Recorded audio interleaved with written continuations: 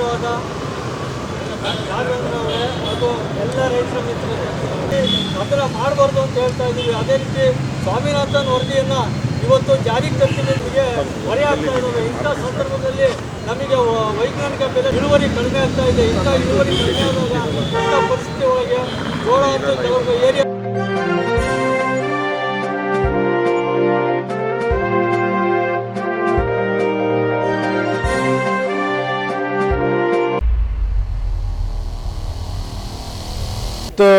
ಕರ್ನಾಟಕ ರಾಜ್ಯ ರೈತ ಸಂಘ ಹಾಗೂ ಹಸಿರು ಸೇನೆ ಕರ್ನಾಟಕದ ಆದ್ಯಂತ ಎಲ್ಲ ಜಿಲ್ಲೆಗಳಲ್ಲೂ ಕೂಡ ಇವತ್ತು ಕರಾಳ ದಿನಾಚರಣೆಯನ್ನು ಆಚರಣೆ ಮಾಡ್ತಾ ಇದ್ದೀವಿ.